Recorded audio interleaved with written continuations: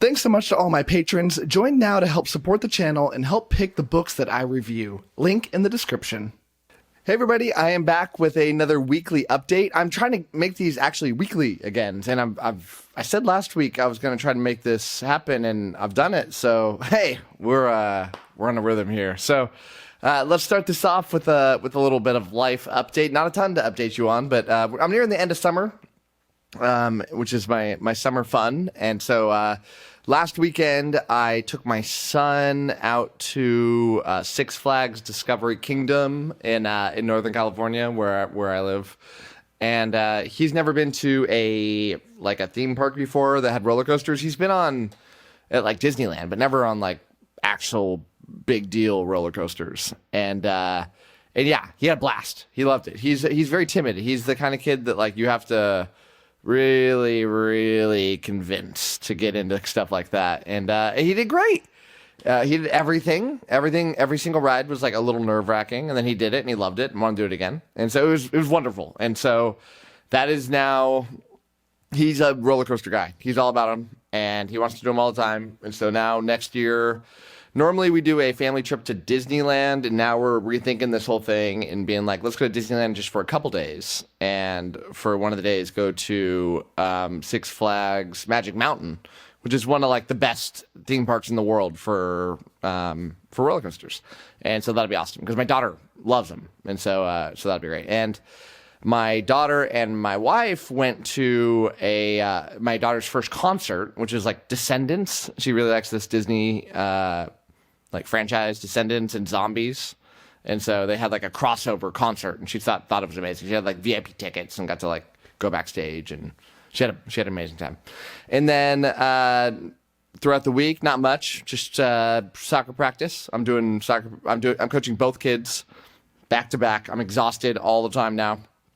It's really exhausting because I the way I coach, I'm really into it. I'm down there with them, I'm running with them, and it's not passive, and so it's very exhausting. Where it's an hour and a half so 3 straight hours of soccer practice, and yeah, so it's good for me, good for my body, but yeah, very very exhausting. And then today it was the last day of the California State Fair, and we went to that. And so that was really fun. Although my daughter she broke her finger a few weeks ago, so she had a cast on to heal it up. But she couldn't go on any of the rides. They had a no cast policy, and she gets the cast off in a couple days. So she was very sad.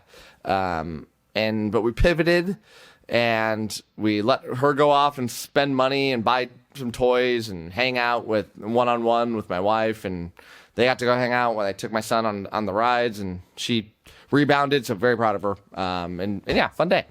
So yeah, what else is going on? That's about it on the family and personal life things. Yeah. So let's talk about the books that I read. I finished 2 books this week. The first book I finished was Beware of Chicken by Casual Farmer. This is it's a lit RPG, or in that realm of things when they have a really silly author name. And this was definitely that. It was a very silly book that was in the cultivation realm, which think of the most famous book I could think of this is Cradle by Will White. And the theme here is almost you're reading a a crazy Japanese what am I thinking of here? My brain is totally going blank. Dragon Ball Z-ish, trying to gain power and be the best, and a really fast time scale. And all these books have a very similar progression to them. And so this book is a parody of the genre. This book starts off, and I'm going to spoil things here for this book. And I think that's fine because I don't think it's about being surprised. But in the first couple chapters, you find out this character all of a sudden finds himself teleported into this body of this guy who's stuck in this cultivation world. And the guy that got teleported in is from our world normal. And apparently the guy died. He got hit really hard in school. And so this character goes into his body, comes back to life, and in this crazy school of trying to get better and get powerful and use all your crazy skills, and he quits. He's I'm out. This is crazy. I don't want to die again. So he quits, which is like the only person ever to quit this school. And they were like, what the heck's going on? And he's like, I want to go be a farmer, and I want to go move to the middle of nowhere and be, live away from all the crazy animals and beasts and everything and just live a peaceful life. And he goes and does that. But what happens is, because he is so peaceful and it gives all this nice balance to the land, it actually becomes like crazy powerful land unintentionally, and it's giving power to all the animals there. And so his chicken, his rooster, ends up super powerful, and you end up going to the chicken's mind constantly in the story. And the chicken is on this path of strength. The chicken is like, I got to be the best. He thinks all like he's a sensei and like trying to, use his powers. And he thinks of his owner as like this crazy, powerful, smarter than everything. It's really funny. It's legitimately really funny. This balance is great. I've no other way to put it. And it's very entertaining reading about this character's story who's trying not to do anything. And then this chicken and his misunderstanding of the world. And it's really like a perfect story for like 100 pages. But then it goes off the rails, because what happens in the story is it ends up being like 90% about this character and living this, this happy life where he meets this girl and lives this, ends up being welcomed into the village and, is the best, and everybody wants to like buy his goods, and you want to smile and just have a nice hot cup of cocoa, casual book. And it's very boring. And it's like, I want the chicken stuff. I want that. Because it expands from there. Like the chicken ends up getting recruits of his own. And it's like, I want a whole book from the chicken thing. And I didn't get it. And it got less and less and less, to the point where I wasn't enjoying it anymore. And so I ended up thinking this book is like a 3 out of 5, because it had awesome stuff, but a lot of boring. And so that's where I ended up on it. And so the other book that I ended up reading this month was Empress of Beasts. This is like book 12 or 13 of The Wandering Inn. I am doing a speed run on The Wandering Inn because I'm trying to catch up, because I'm doing this interview thing with 𝐿, the author, for this book release of the next book that's coming out in a few days. So I got to catch up. But I loved it. 5 out of 5. One of my favorite in a while. One of the storylines I think is wonderful. The total fast thing here, but it entered this storyline where this character Pisces, who is this necromancer that we love, but necromancy in this world is kind of frowned upon, or like really frowned upon. Not just because of the normal things that we think of necromancy as gross, but there was this like necromancer that was horrible and tried to take over the world, and everybody hated him, and so everybody thinks really bad about necromancers. His past is coming to get him, and these magicians are coming to try to take him from this magic school, Wistrom. And it's a really entertaining plot line where they're battling for him and trying to use diplomacy to try to get him. And I'm really loving where it's going. But it wasn't just for those reasons. I really loved the Empress of Beasts and the total storyline going on with the King chapters. I think it's great. Love where the story's going. Having a great time. So let's fast forward now. Let's go to the books that I am currently reading. I'm reading 2. The first one was a random spin on the raffle wheel, and it was The City of Brass, and this is in the 𝐬𝐿 trilogy. I don't know who it's from. I think it was like a Russian name. I'm reading. I'm only a couple hundred pages in. I really like it. I'm probably at a 4 out of 5 stars, but it's entertaining. The plot, very loosely, is you're quickly jumping from this modern day, I don't know about modern day, but within the past 30 years or so, Egypt, true to form Egypt. The culture is really fun to be reading about. You almost never get that in these stories. And then you quickly get like a going to an alternate world thing. And I don't want to say anything more than that. So far, the story is jumping between two different characters. I'm really liking both of them. Liking the writing style. Don't really have much negatives to say about this. And very interested to see where it's going. And I am also reading Hell's Warden. This is I'm flying through this one into Wandering Inn. I'm trying to catch up. But yeah, don't have much to say about that. And then the only other thing I'll say about books that I'm reading and going to read is what I'm going to be reading. And so as soon as I finish this City of Brass book, I don't know if it's going to be this week, but if it is, I'm going to be starting up The Strength of the Few. This is book 2 in the Hierarchy series by James Islington. James is super cool and sent me a book. The book doesn't come out until November. I'm not going to review it for a long time. Well, I'm going to review it right away like I always do, but I'm not going to release it because it said, like, please don't release this review until like the day the book comes out. So I'm just going to hold on to it. And so the review is going to come out and it's going to look like I just read it and it's going to be true, but it'll have been months ago. So that's the story there. All right. So before we wrap this up, I need to go through the books that have been sent to me. And I do have several that have been sent to me, like 6 or 7. So we're going to open up these packages and kind of go from there. I have not opened them yet, so probably should have organized that a little bit. First one, Amazon package. We got the Seventh Chamber, a fantastic novel with a PH, by Peter Vossler. Looks pretty cool. Let's read a little bit of the back. I don't have time to read all of these in the back, guys, but we'll read some. Paris, 19th century. When Phineas Camel steps into the Hotel La Porte Neuve, at the behest of the enigmatic mentor, Monsieur Lamenth, he is immediately ensnared in the building's somber aura. Its winding corridors and labyrinthine vaults seem to harbor a presence, one that intertwines an eerie Man, these words are long. I'm not ready for this. With the visions haunting his dreams, the few guests who stray here seldom linger, unless madness claims them first. The Seventh Chamber. Check it out. All right, moving on. This is a homemade package. This one ain't no Amazon package. Nothing wrong with Amazon packages, but that's most of what I get. All right, we got The Brothers of Redemption. This is Technium, Volume 1, by Diana Murray. And it says, the journey you start isn't the one you finish. We'll read a little bit at the back. It's year 0093 in the new calendar, 2165 in the old.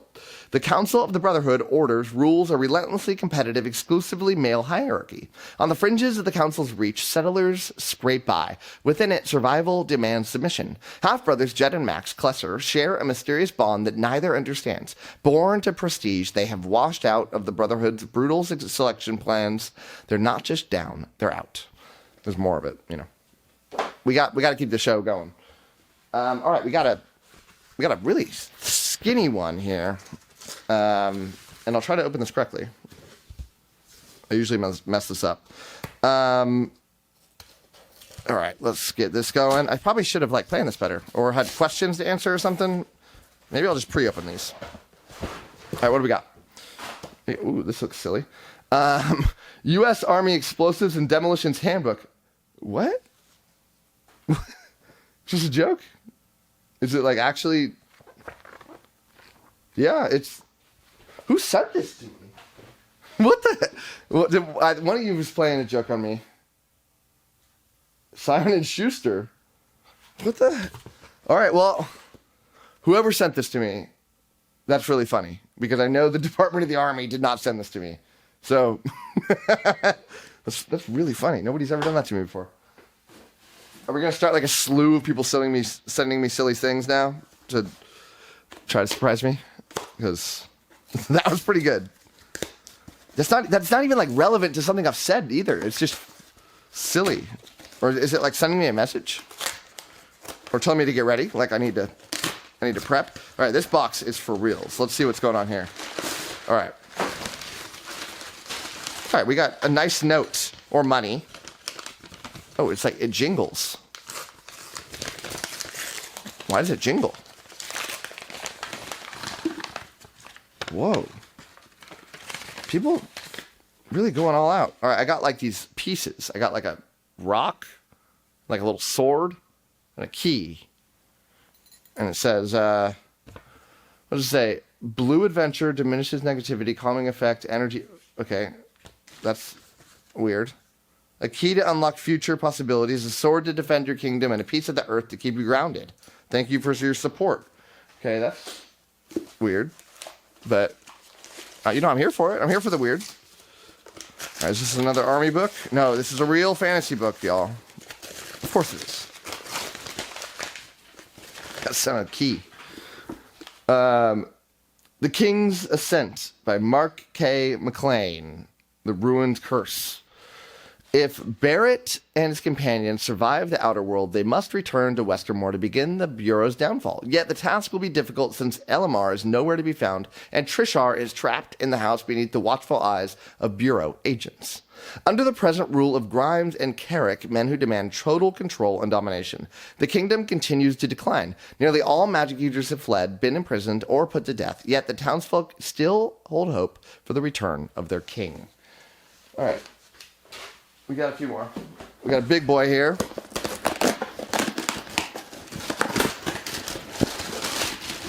A big boy with not a big book. Whoa. All right. The Tales of Sir Peter, the Beast of the North. Whoa. By 𝐬𝐨𝐴𝐻𝐿𝐵𝐵𝐴 𝐾𝐲𝐿𝐵. What the heck?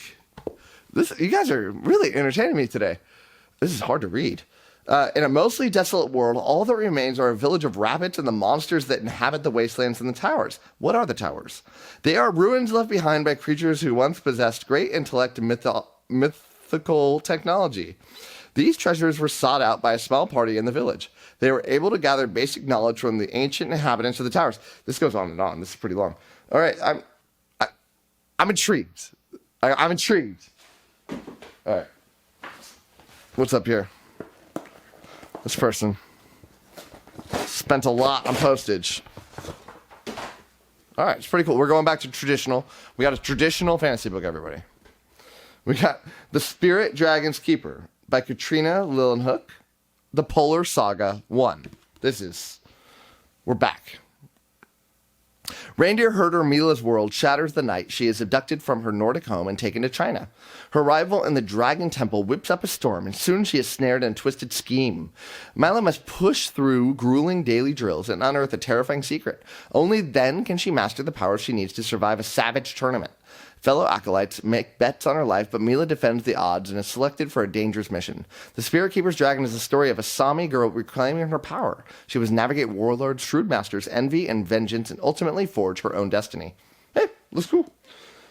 All right, we got two more.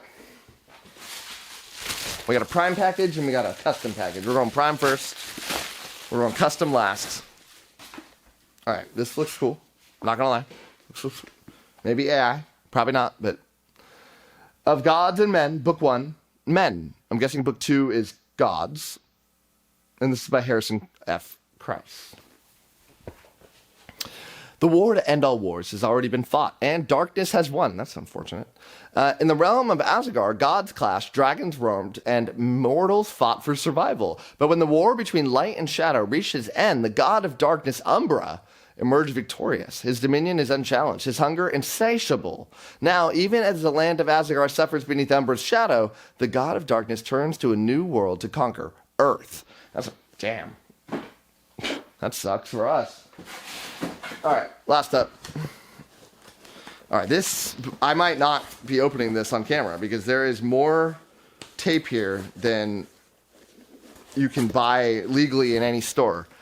I mean, this is like a whole roll of tape. All right. You know what? That took some energy to bust that open. All right, is it worth it? It's a hardback. I think it is. A Mage's Mentor, Stephen Jarek the First. No, Stephen Jarocki. Okay. Book 1 of the 𝐒𝐭 trilogy. 20 years after the mother's mysterious disappearance, Sinka sets out to find answers in the untamed province of Ungsland.